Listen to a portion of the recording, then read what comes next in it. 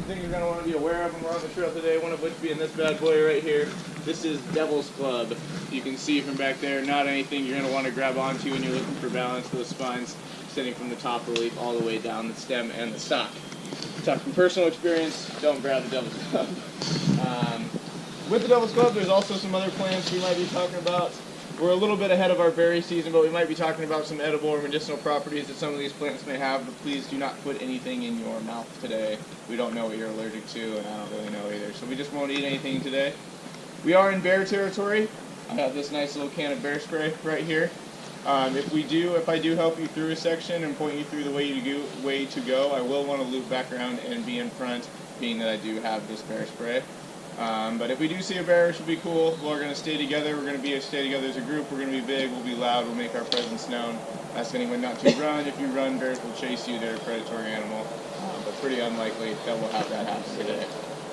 This guy's going to go. But yeah, make sure we're staying together as a group the whole time today, guys. We're going to take a nice leisurely pace. Obviously, there's 8 of you guys, 1 of me. Help each other out a little bit. Those trees are nice to grab onto as well, but that would help me out a lot. You guys just kind of keep an eye out. But that sounds good. We can get going.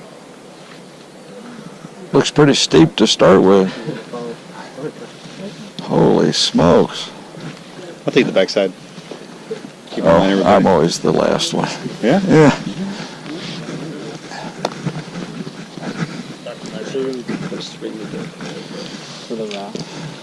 I've done 560 miles on the Pacific Crest, and I'm always the last. But I get there.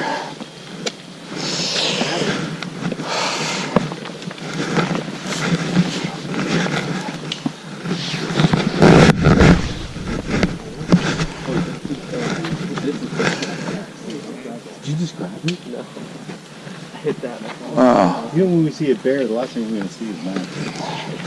When the going gets tough, life gets going.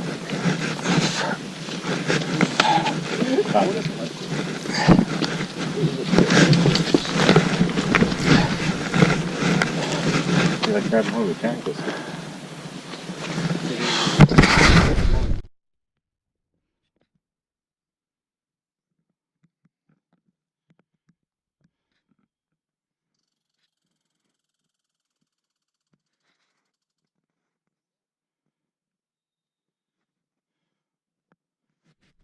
But once it is, that will be primarily the only tree. So it's been about 100 and some odd years since the gold rush. I think a lot of young growth in this part of the forest, being that when 10,000 people all try to go in one direction, kind of knock down everything they take with them. So still a pretty young forest comparatively, but a couple more years and this area will be primarily western hemlock. We also have paper birch trees, shore pines, these ones with little baby pine cones on the end. That pretty much covers it for what we're going to be seeing as far as trees. The nice staircase was not left for us by the glaciers. That was the National Park Service in 1997. It's got a big here for folks like us to be able to do on the trail. Doing pretty good. Yep. Is the hemlock poisonous? It is. It is, yes. Not to humans, not so much. Okay. You would have to eat a stupid amount of it, but what they do have is tannins and acidics that come from these little guys right here, little pine cones. So, or not pine cones, little leaves. So if this were over a body of water, it goes into the water and creates an acidity, introduces that tannic into the water, gives the water almost a black feel to it. The natives of these areas, the Tlingits, used to weave baskets with spruce boughs from the spruce trees right there, and they would soak them in that water, and it would suck in that black water with the tannins and actually give it almost a waterproof ability. So if you want to make yourself waterproof, you can hop in there. Yeah. Sweet. Keep on moving. Keep on shining on me.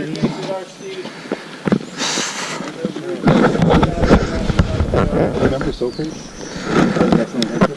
Soul Creek! It's Socrates.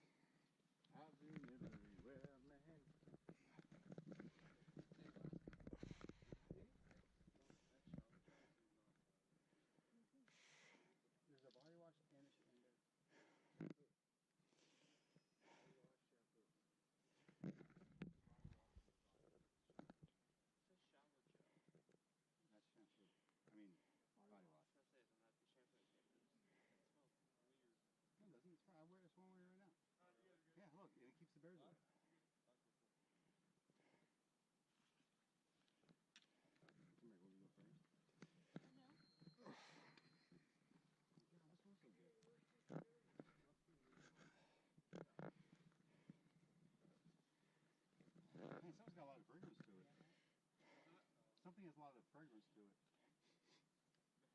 The hemlock?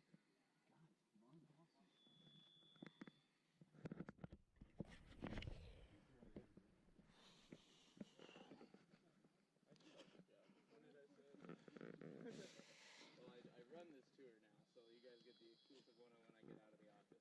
So I'm always excited to get out of it now. Great fun. I do love being out here, especially this time of year. This is when everything has that smell to it. Oh. Yeah, there's a few different hatches as the years go on, as the summer goes on, but right now is when the hemlock is really. This guy here. Yep, that's the hemlock. The tip should smell. The spruce tips are the ones that would be. Spruce is the one you want. That's the one that would smell like a. Okay, I'm okay. Kind of like an orange peel. Okay. We're gonna keep going up a little bit ways, but we are just about to. We're in South Central Alaska right now. She does. Wow. 12-day trips. It's fun. Hiking and camping. Yeah. Some of them, yeah, they do a lot of in-town stuff too, like Washington, that kind of stuff too. But yeah, she does some cool trips. So we.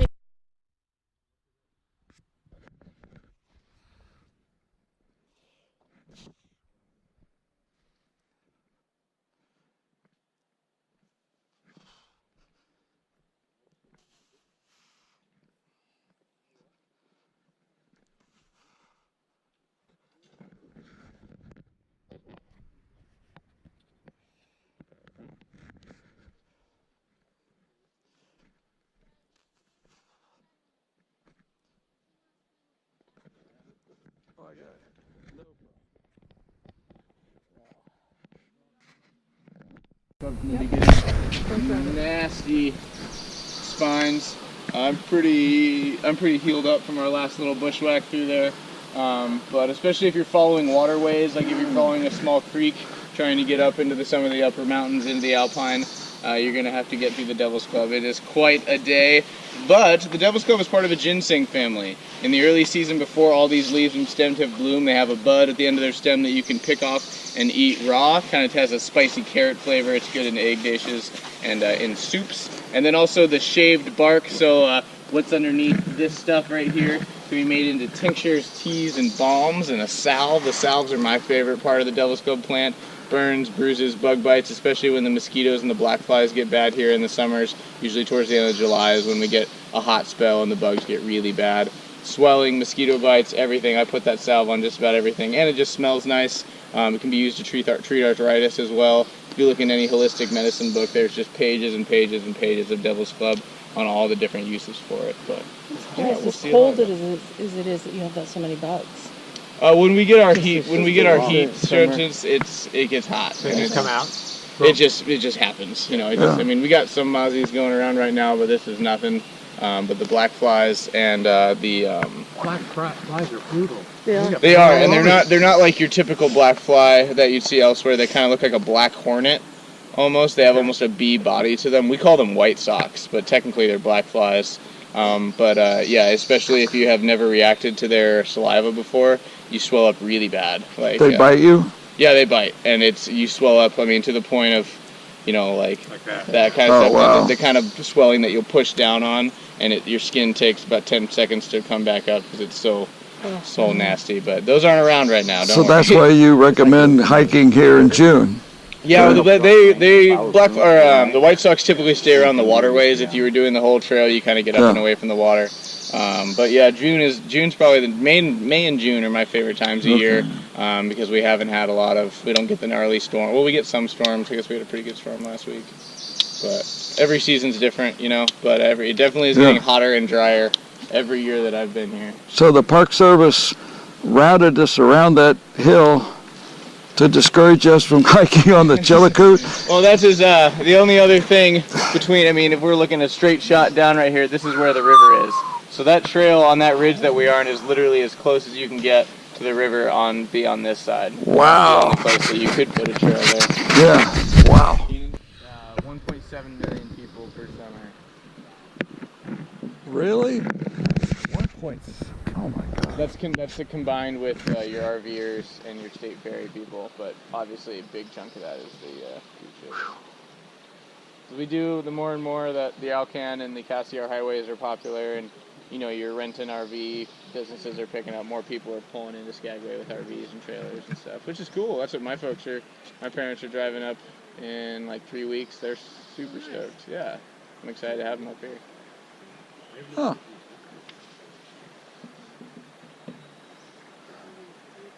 Any idea why it was called Happy Camp? Because you were over the summit.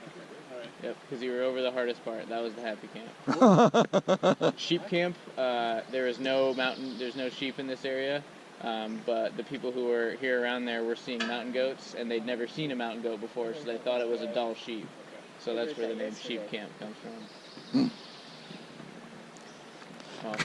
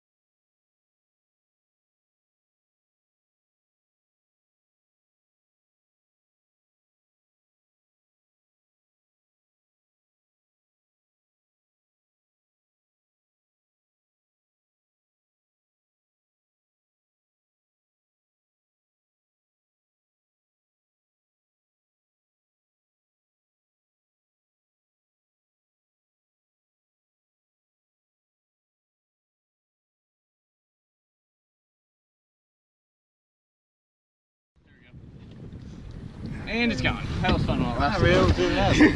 Right to the net. What was it? An eagle. Deal. Oh. Bald eagle. There's so many today.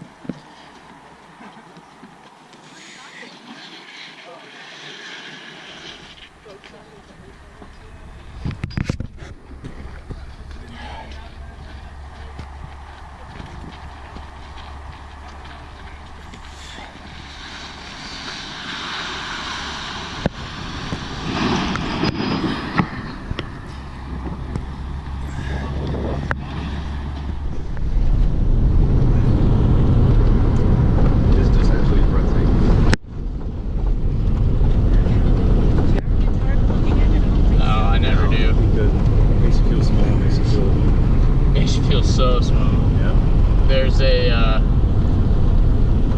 yeah, I don't know. This valley is a lot of things to me. We